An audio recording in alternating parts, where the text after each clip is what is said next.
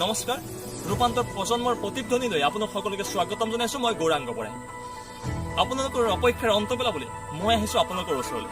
হয়, অপেক্ষাৰ অন্ত মানে ৰূপান্তৰ প্ৰজন্মৰ প্ৰতিধ্বনিয়ে আয়োজন কৰা ৰঙালীৰ ফটো প্ৰতিযোগিতাৰ ফলাফল আমি কিছু মুহূৰ্তৰ পাছত আপোনালোকক জনাম। কিন্তু কোনে পাইছে সৰ্বশ্ৰেষ্ঠ লাইক, আপোনালোকৰ নিশ্চয় উৎকণ্ঠা বাঢ়ি আহিছে। কোন হ'ব বিচাৰকৰ বিশেষ সন্মানত, এই সকলো প্ৰশ্নৰ উত্তৰ আমি দিম কিছু মুহূৰ্তৰ পাছত। কিন্তু তাৰ আগতে আমি যাব বিচাৰিছো আমাৰ বিচাৰক হিচাপে থকা অসমৰ কোৰিঅগ্ৰাফাৰ অভিনেতা অসীম গগৈৰ ওচৰলৈ। অসীম গগৈ মনৰ অনুভৱ কিছু জানিম, তাৰ পাছতে আমি আপোনালোকৰ ওচৰত ফলাফল ঘোষণা কৰি আছো। নমস্কাৰ। পোনপ্ৰথমে সমূহ অসমবাসী ৰাইজলৈ মই অসমীয়া নৱবৰ্ষৰ আন্তৰিক শুভেচ্ছা জ্ঞাপন কৰিছোঁ। ফটো প্ৰতিযোগিতাত যিসকলে বিবেচিত হ'ব ফাৰ্ষ্ট, ছেকেণ্ড, থাৰ্ড এনেকুৱা পজিশ্যনত, মই মোৰ ভিডিঅ'ত তেওঁলোকক এটি সুবিধা দিবলৈ মই বিচাৰোঁ। গতিকে শেষত মই ৰূপান্তৰ প্ৰজন্মৰ প্ৰতিধ্বনিৰ সমূহ কৰ্মকৰ্তাসকললৈ আন্তৰিকভাৱে শুভেচ্ছা জ্ঞাপন কৰিছোঁ। অসীম গগৈ মনৰ অনুভৱ শুনিলে এতিয়া আমি আপোনালোকৰ ওচৰত যাব বিচাৰিছোঁ ফলাফলৰ ওচৰলৈ। প্ৰথমেই মই আপোনালোকৰ যিসকল প্ৰতিযোগী আমাৰ অংশগ্ৰহণ কৰিছিল প্ৰতিগৰাকী প্ৰতিযোগীলৈ জনাইছোঁ শুভেচ্ছা আৰু অভিনন্দন। প্ৰায় 500ৰো অধিক ফটো আমাৰ মাজলৈ আহিছিল। তাৰ মাজত আমি 10গৰাকীয়ে নিৰ্বাচন কৰিবলৈ সক্ষম হৈছোঁ। গতিকে যিসকলে ফটো পঠিয়ালে তেখেতসকলে পুনৰবাৰ অভিনন্দন আৰু শুভেচ্ছা জ্ঞাপন কৰি আমি ফলাফল ঘোষণা কৰিবলৈ আগবাঢ়িছোঁ। প্ৰথমে মই ফলাফল ঘোষণা কৰিব বিচাৰিছোঁ শিশু শাখাৰ 10 বছৰৰ তলৰ আমি শিশুসকলক নিৰ্বাচন কৰি উলিয়াইছোঁ। প্ৰথম পৰা তৃতীয়গৰাকী আমি শ্ৰেষ্ঠ সন্মান আমি দিব বিচাৰিছোঁ। মই প্ৰথমে তৃতীয় সন্মান অধিকাৰ কৰা প্ৰতিযোগীগৰাকীৰ নাম ঘোষণা কৰিবলৈ আগবাঢ়িছোঁ। তৃতীয় স্থান দখল কৰিছে গৌৰাংগী বৰা হাৱাজান। এয়া গৌৰাংগী বৰা হাৱাজান।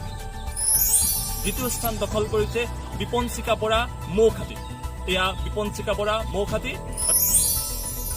প্ৰথম স্থান দখল কৰিছে অনুৰাগ হাজৰিকা। এয়া অনুৰাগ হাজৰিকা প্ৰথম স্থান, শিশুৰ প্ৰথম স্থান দখল কৰিছে অনুৰাগ হাজৰিকাই।